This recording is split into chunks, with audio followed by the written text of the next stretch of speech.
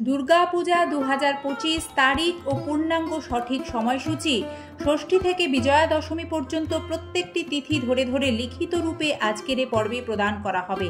এবছর মা দুর্গার আগমন ও গমন কিসে, তার ফলাফল কি, এবছর পুজোয় আবহাওয়া কেমন থাকবে কি জানাচ্ছেন আবহাওয়াবিদরা, জানুন আমাদের আজকের এই পর্বে। নমস্কার দর্শক শ্রোতা বন্ধু, আপনারা দেখছেন সিংহরায় ডোরবেল সনাতনী বার্তার নতুন আরও একটি পর্বে আপনাদের সকলকে স্বাগত জানিয়ে আমরা সরাসরি মূল আলোচনায় প্রবেশ করছি। আশা রাখি সকলে ঈশ্বরের কৃপায় ভালো আছেন, সুস্থ আছেন। বাঙালি হিন্দুদের সবচেয়ে বড় উৎসব দুর্গাপূজা।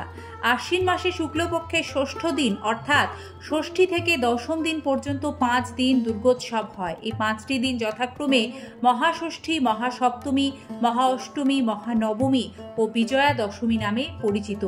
বর্তমানে যে শারদীয় দুর্গোৎসব অনুষ্ঠিত হয়, এই উৎসবকে রামায়ণে বর্ণিত দুর্গাপূজার রূপ বলেই মনে করা হয় শাস্ত্রে। মা দুর্গার অকাল বোধন এবং রামায়ণের যোগ সম্পর্কে সংক্ষেপ আলোচনা করা যাক। অযোধ্যাপতি রাম ছিলেন ভগবান বিষ্ণু সপ্তম অবতার। 14 বছর বনবাসকালে তার স্ত্রী সীতাকে দৈত্যরাজ রাবণ অপহরণ করেন। রাবণের কবল থেকে মাতা সীতাকে মুক্ত করার জন্য রাম দৈত্যরাজ বধ করার সিদ্ধান্ত নেন। ভগবান রামচন্দ্র রাবণের প্রাণনাশে সাফল্য অর্জনের জন্য দেবী দুর্গার কৃপা কামনা করেন ও সেজন্য তিনি আদ্যাশক্তি দেবী দুর্গার আরাধনা করেন। ঐতিহ্যগতভাবে দেবী দুর্গা বসন্ত ঋতুতে পূজিত হতেন, কিন্তু যুদ্ধের কারণে রামচন্দ্র শরৎ ঋতুতে দেবীর আশীর্বাদের জন্য প্রার্থনা করেন।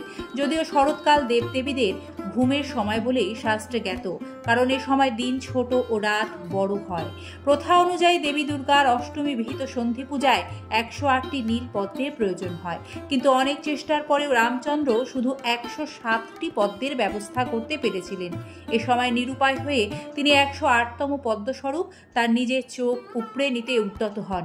কথিত আছে যে পতিত পাবন রামের চোখকে নীল পদ্মের সঙ্গে তুলনা করা হতো বলে তার অপর নাম ছিল পদ্মলোচন।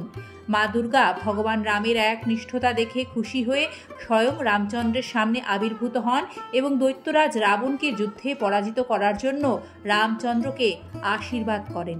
মা দুর্গার এই অসময় আবাহন বাংলায় অকাল বোধন নামে পরিচিত। শরৎকালীন দুর্গাপূজা শারদোৎসব নামে পরিচিত হয়। এবারে লিখিত রূপে দুর্গাপূজার নির্ঘণ্ট তথা 2025 সালে দুর্গাপূজার পূর্ণাঙ্গ সময়সূচি প্রদান করা হচ্ছে। দুর্গাপূজা 2025 তথা বাংলা 1432 বঙ্গাব্দ। 11ই আশ্বিন ইংরাজি 28শে সেপ্টেম্বর রবিবার মহাষষ্ঠী, 12ই আশ্বিন ইংরাজি 29শে সেপ্টেম্বর সোমবার মহাসপ্তমী, 13ই আশ্বিন ইংরাজি 30শে সেপ্টেম্বর মঙ্গলবার মহা অষ্টমী, 14ই আশ্বিন 1 অক্টোবর বুধবার মহানবমী, 15ই আশ্বিন 2রা অক্টোবর বৃহস্পতিবার বিজয়া দশমী। এবারে দেখবেন ষষ্ঠী থেকে বিজয়া দশমী পর্যন্ত প্রত্যেক দিনের আলাদা আলাদা পুজোর সময়সূচি। 28শে সেপ্টেম্বর মহাষষ্ঠী, সকাল 9টায় কল্পারম্ভ, সন্ধে 7টায় আমন্ত্রণ, অধিবাস ও সন্ধ্যারতি।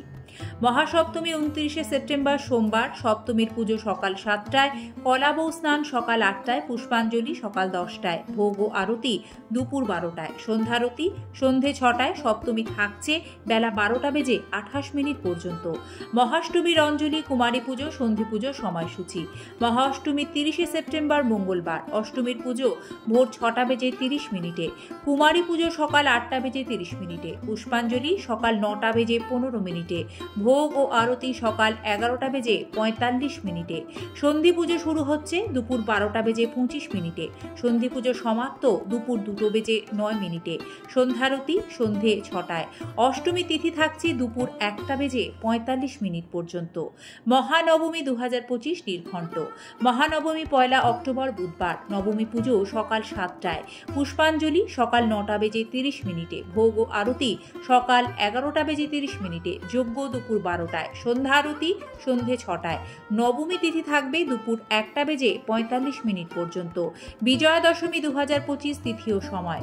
দশমী 2রা অক্টোবর বৃহস্পতিবার, দশমীর পুজো সকাল 8টায়, দর্পণ বিসর্জন সকাল 9:30 দশমী তিথি থাকবে দুপুর 2:56 পর্যন্ত। বিজয়া দশমীর দিন ঠিক এই সময়ের মধ্যে মা দুর্গার বরণ, সিঁদুর খেলা ও বিসর্জন ইত্যাদি কাজগুলি সম্পন্ন করা হবে।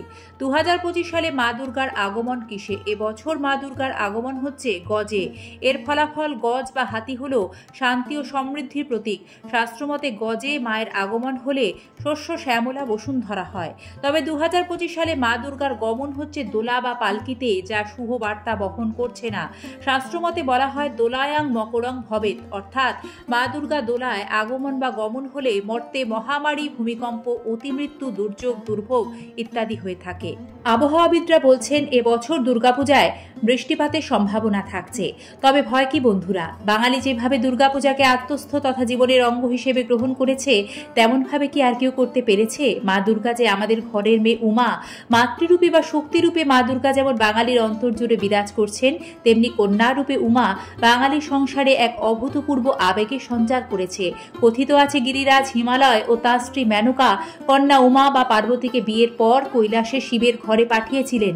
বৎসরান্তরে সেই কন্যাকে দেখার জন্য মা মেনকার ব্যাকুল প্রার্থনাই তো প্রতিটি বাঙালি পরিবারের সর্বজনীন প্রার্থনায় পরিণত।